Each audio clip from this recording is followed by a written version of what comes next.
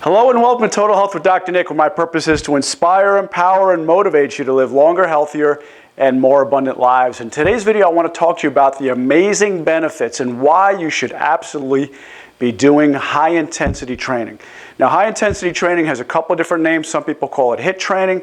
Some people even call it burst training. You may even notice that. And some of you, this may be completely new to you. But anyway, today's video is all about why some of the conventional training methods, some of the resistance training you may be doing may not be such a good idea. I'm going to be talking about today why some of it may even cause heart disease or heart damage. Now, the other thing we're going to be talking about is the benefits of why HIIT training is so good, and also to how to do HIIT training. So a lot of you have never heard about it. I'm going to show you today how you should be doing it, why you should be doing it, why it's the best way to train, and how it's going to actually compress your workout time into a much shorter period of time. Because I know a lot of you have excuses. And now, whatever your excuses may be, you know in your heart of hearts you should be moving your body more. Some of you are just glued to the couch. In fact, your couch, and you know I'm speaking to you, your couch may even have an impression where your butt has made a dent in it that it just fits your butt perfectly. So if this is the case and I'm talking to you, I'm sorry, but I'm going to get a little tough on you because you cannot have excuses when it comes to training. A lot of you are doing the keto diet or the paleo diet or whatever your diet you're doing.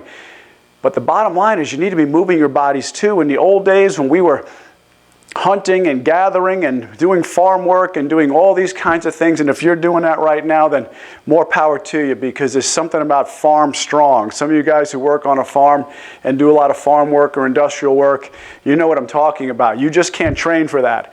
But anyway, working out is something we absolutely need to do, and none of us are doing it anymore. We're all kind of working our thumb muscles, working the remotes. Some of you are maybe, taking a bath, letting the water out and trying to swim upstream against the current. That may be the only exercise you're getting. Or maybe it's the exercise you're getting walking to the refrigerator. So once again, I'm sorry if I'm talking to you, but tough love on this one. We're going to get a little tougher on you. But anyway, what is your excuse? Now, a lot of you have different excuses. One of them may be this. You know what? I don't have time, Dr. Nick. I don't have time to go work out. Working out takes a lot of time, and I know I have a lot of patients that feel that way. One of my patients, in fact, I will not mention his name because I don't want to call him out. This guy was an Ironman. I mean, competing in the legit Ironman competitions. And the problem was he's so used to workouts taking 2, 3, 4 hours, 8 hours a day that he doesn't realize that he can get a great workout in 20 minutes, 15 minutes, even 10 minutes, or 40 minutes. So you can work out in a lot shorter period of time than what you're used to. And a lot of you may be working out for an hour and a half, 2, 3 hours in a gym. I used to call them gym rats when I was working out in the gym and working and doing instructing and so on. So once again, I don't mean to offend anybody, but you don't need to be in the gyms that often or that long. You're actually doing a lot more damage, which we're going to get into. But anyway, this is a cartoon I found. This is not me saying this, so don't be offended.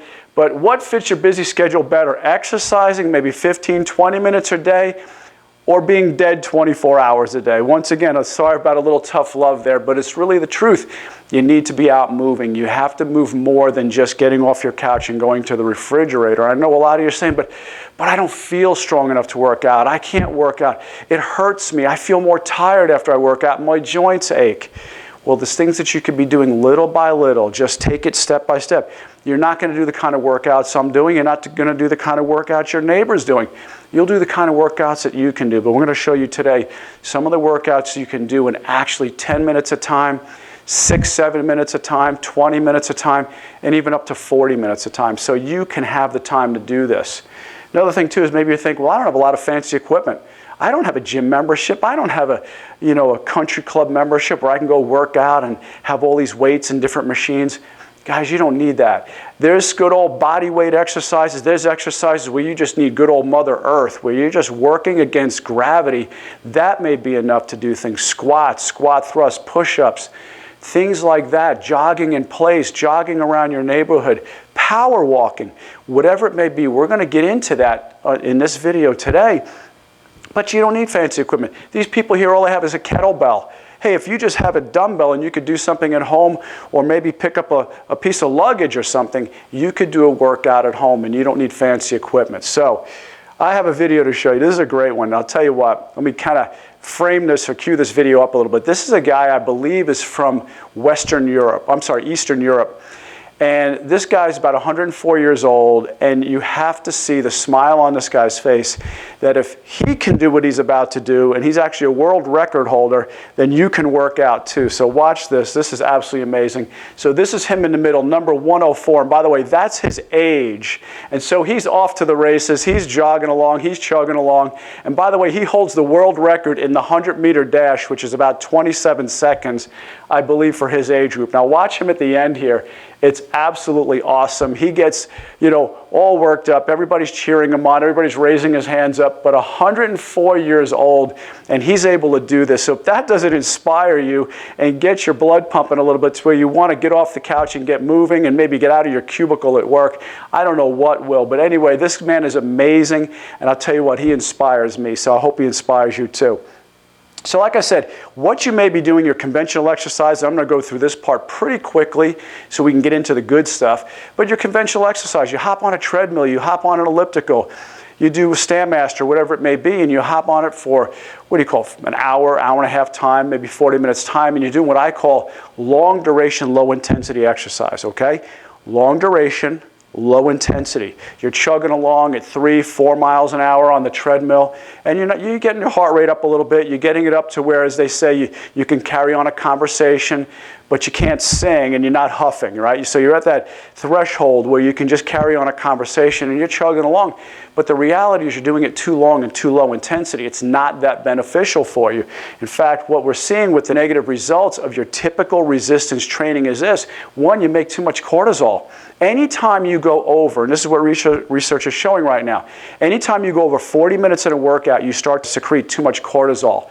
So cortisol, as you know, is a stress hormone. You don't want to have that in your body because what it does is it creates a catabolic reaction. Cortisol is catabolic rather than anabolic. Anabolic means it builds up. Catabolic means it breaks your body down. So what ends up happening is you start to increase fat storage. And you know that when you have too much cortisol in your body, you start to get too much fat around your waist in particular. Slows down your metabolism, inhibits your recovery time. None of these things you want. But once again, it's your typical workout. You think you're doing the right thing, and in reality, it's causing more problems. Also, it stimulates appetite.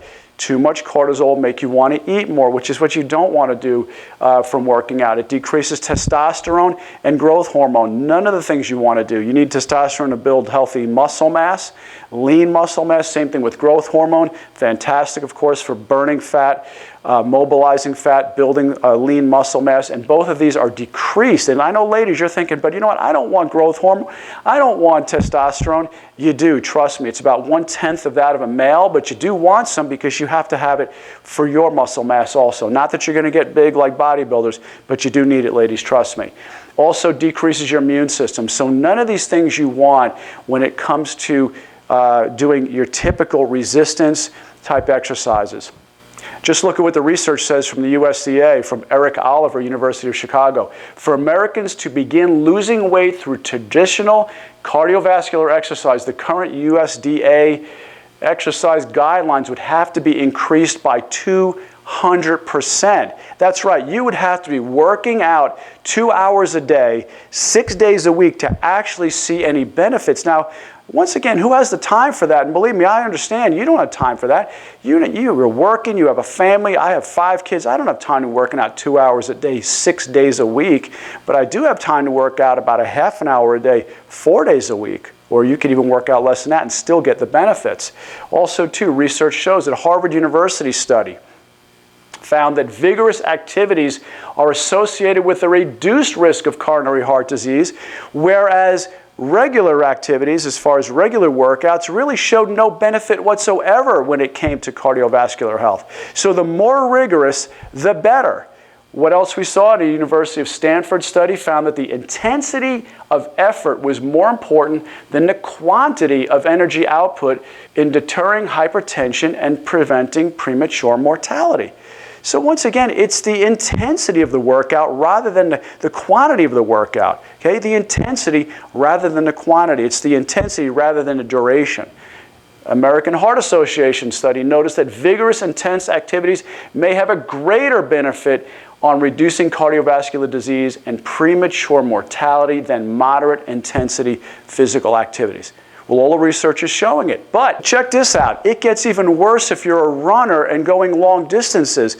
According to James O'Keefe, head of preventative cardiology at St. Luke's Health System, the heart pumps blood at about 5 quarts per hour. When you're running, it's anywhere from 25 to 30 quarts per hour. What he says, the heart is not designed to do this. It's not designed to have this kind of output over a sustained period of time. So if you're running multiple hours a week, multiple miles a week, you're actually causing more damage to your heart than good. He goes on to say you end up overstretching the heart and tearing muscle fibers.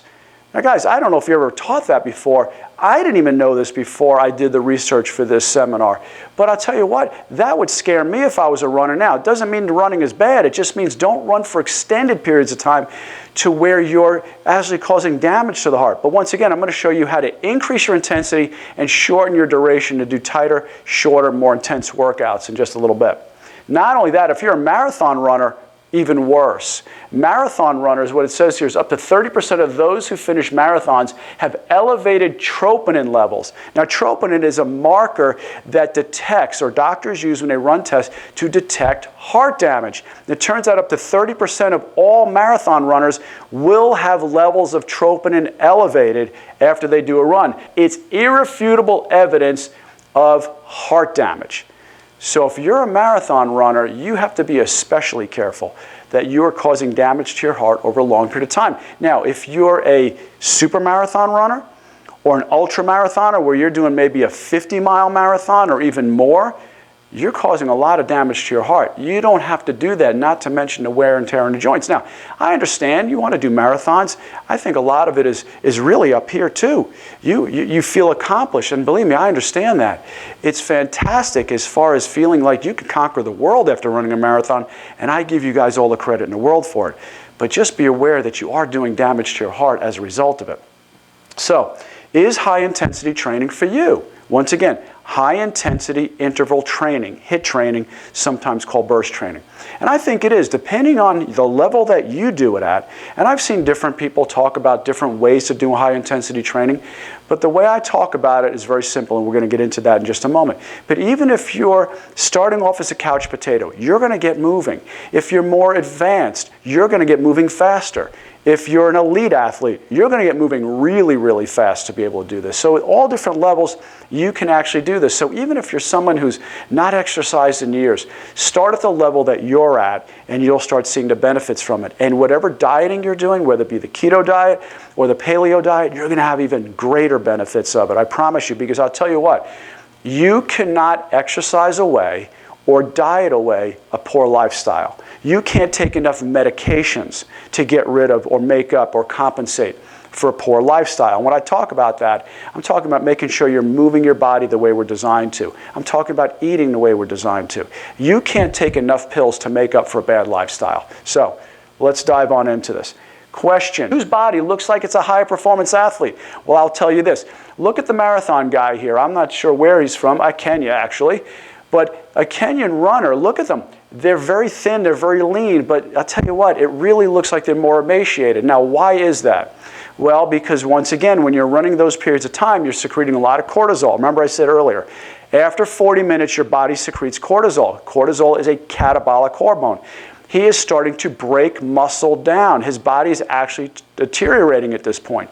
Now, you look at a sprinter, on the other hand. A sprinter, what do? It's short bursts. It's just 0 to 100 in rocket speed. They are going about 100 meters in about 9 and change seconds. If you're Usain Bolt, you're going even faster. This guy looks like he's strolling along the finish line while these other guys are trying to catch him, and he's just gliding along like a gazelle. But you look at these sprinters, they are all muscular. They are jacked. Why? Because they're doing so much high-intensity work in a very compressed period of time. They're going 100 meters, maybe 100 or 150, maybe 200, depending on what kind of race they're running.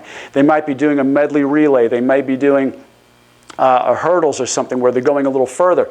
But either way, they're doing it at super high intensity over a very compressed period of time, maybe a minute a minute of time, that's about it, or maybe even 10 seconds of time, just explosive, 100% output, bam, just right across that finish line. That's why you see such large muscles, because they are using so much muscular movement to get moving, as opposed to the marathon runner, where they're just literally eating their body up. Now, once again, burst training, high intensity training, what does this mean? This is where you do working like a sprinter rather than a marathon runner, okay? So you're more like a sprinter rather than a marathon runner.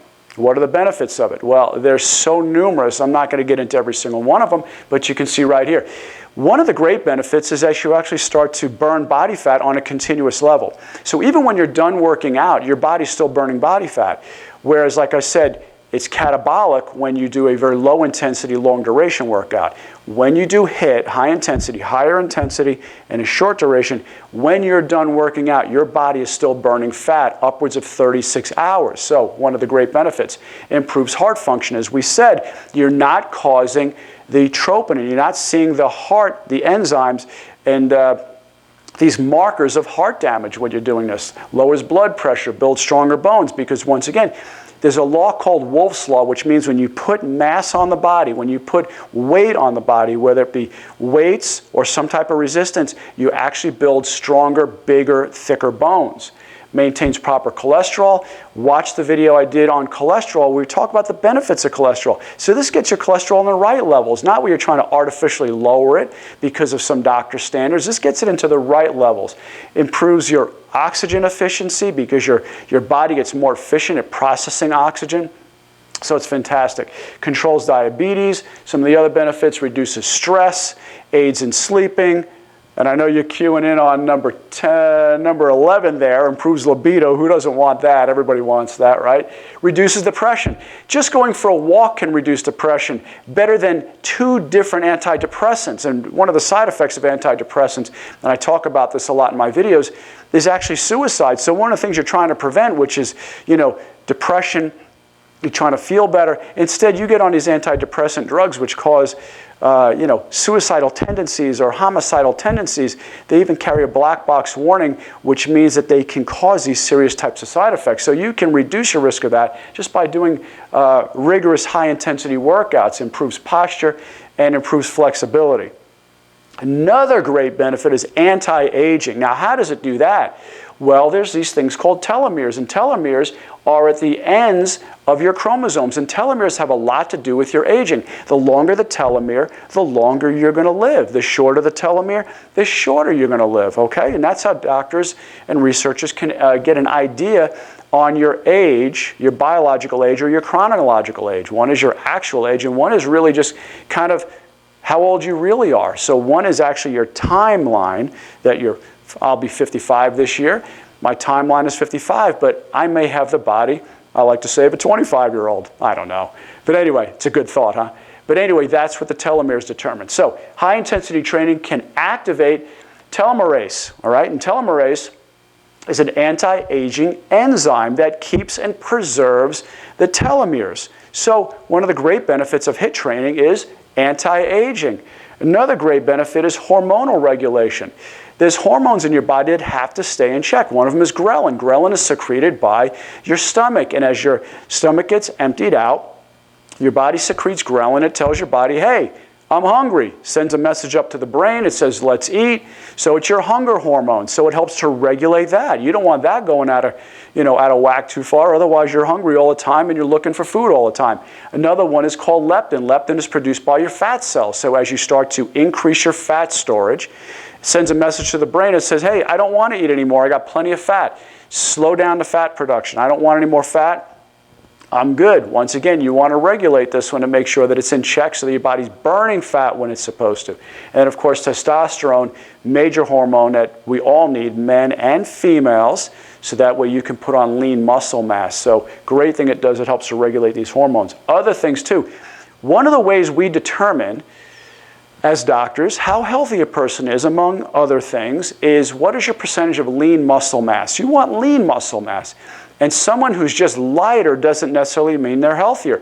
We see a lot of patients, unfortunately, with cancer who are very light. They've lost weight, but that doesn't mean you're healthy. You want to be healthy because you have a good proportion of lean muscle mass. So this helps with, muscle mass and regulating that. Also, growth hormone levels and testosterone levels are regulated, as I said earlier, better. It raises them, actually. When you're doing high-intensity training, it will elevate your levels of testosterone and growth hormone much higher than the regular training we talked about, where you have low-intensity, longer duration training, which actually lowers it because, as we said before, you secrete too much cortisol. Improves glucose tolerance, actually helps with insulin resistance.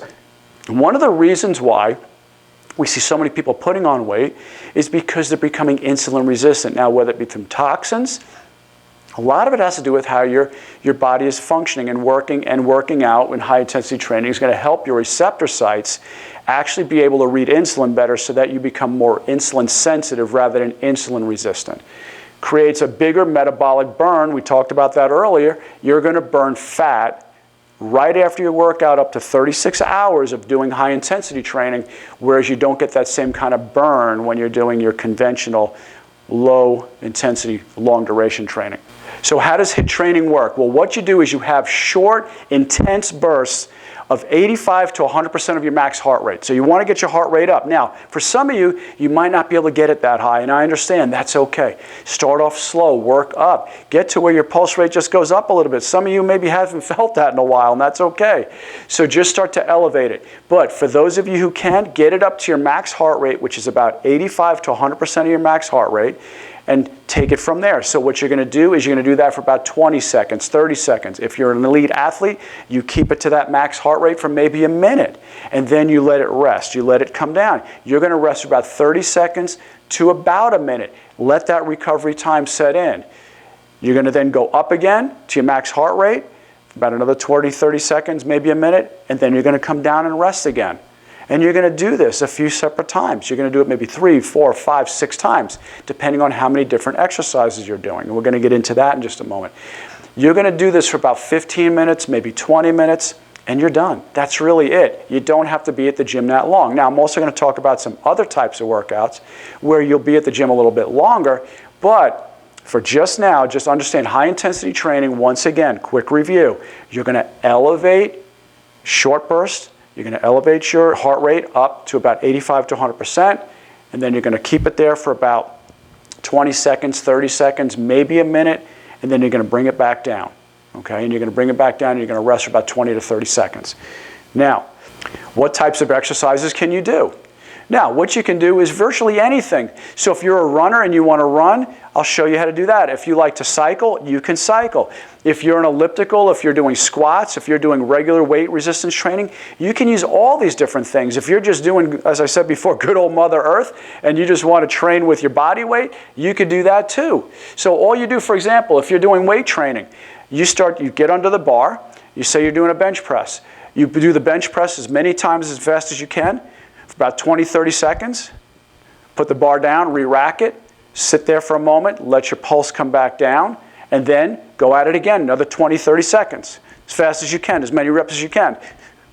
Rack it, put it down, let your pulse come down. Then you do it again, 20, 30 seconds. High intensity, go, go, go, go, go, go, go, go, go, go, go, go, go.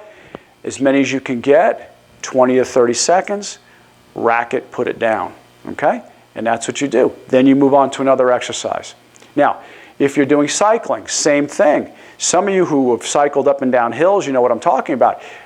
Go fast as you can for about 20, 30 seconds. You are just spinning fast, fast, fast, fast, fast. Now, I don't mean spinning to where you have no resistance, but spinning as quickly as you can, maybe a cadence of, 75, 80, fast as you can, and then let it rest and just kind of glide a little bit. Okay? And then intensely again, like a sprint, and then rest again. If you're sprinting, I've done this many times. I will take between mailboxes in my neighborhood or telephone poles, and I'll sprint from pole to pole. It's about 20, 30 seconds, and then I'll stop and walk my way back. And then I'll sprint again, 20, 30 seconds, and then walk my way back, about 20 to 30 seconds. And then sprint again and walk my way back. I might do that 5, 6 times, okay?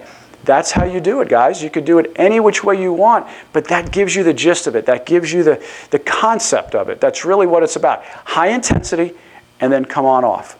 You can get on the elliptical. All right, so you get on the elliptical and you're going and going and going and going and going for about 30 seconds, and then you just kind of coast a little bit for about 30 seconds. Watch the clock, go at it again, 30 seconds as hard as you can, and then coast for about another 30 seconds. And then go at it again, and I like to do that about 5 times, and then I move on to something else. So you go through those 5, and what did that take you? 5 minutes, and you're moving on to another exercise. Squat thrust, same thing. You're squatting, you're jumping up, squatting down, jumping up. You do it for about 30 seconds. Do as many as you can in 30 seconds. I mean, you will be winded. Now, one thing I want to talk about too, something you want to use to increase your intensity is something called supersets. Now, and by the way, if anybody's interested in me doing more fitness videos, I know I do a lot of keto videos and a lot of videos on other health topics. If you're interested in more fitness videos or I do more exercise-related topics, let me know. Give me comments about that, and I'll certainly include those more. So, supersets, what are those about? Well, supersets are where you can really compress your time because you're not taking a break anymore, okay? The break just disappeared. So what you're going to do is this.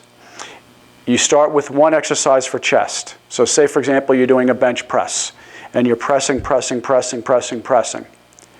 And then you put the bar down, and instead of taking a break, you do as many push-ups as you can.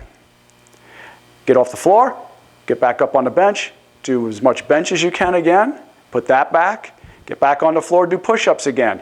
And you circle or cycle through that a few times, 2-3 times. And then you move on to 2 more exercises. And 2 more exercises may be what we call a fly, where you're squeezing your chest together like this. You could do that. And you do that for as many as you can over 20-30 seconds. And then maybe you do some kind of incline press for 20-30 seconds. And you just keep cycling through. Once again, high intensity, take a break. High intensity, take a break. Same thing. Now, if you want to do 2 different body parts, you could even do that. I know I'm throwing a lot at you, but hopefully you're catching it all. With 2 different body parts, okay, you can actually do maybe two body parts that work well together. Ones that work really well are maybe chest and back, okay? So one thing you can do is you do some bench press or push-ups, and then you go do some back exercises. Maybe they're a pull down where you're pulling down like this to do your lat muscles over here. Okay? And then you go back to chest again. You bench again, and then you go back to pull downs, and you do your pull downs. Or you do your pull-ups, whatever you want to do. But you're going back and forth between 2 body parts. So hopefully I'm not confusing you here. All I'm doing is giving you some different scenarios of what you can do and how to get the most benefit out of it. But the bottom line is you're increasing your intensity, and you're taking very short breaks. Increased intensity, short breaks. Not this typical what we've done in the past, just do some reps, not going so high intensity. All right? So I hope this is good information for you. If it was, you know what to do. Please make sure you like, you share, you comment, and subscribe. And once again, if you're interested in me doing more videos on fitness, maybe we'll even get some footage at the gym. If I can get my daughter to film me at the gym, I'd be happy to do that. But anyway, thanks so much for joining me today. I love and appreciate you. Thank you so much for your support. Have a blessed day. This is Dr. Nick. Take care. Bye-bye.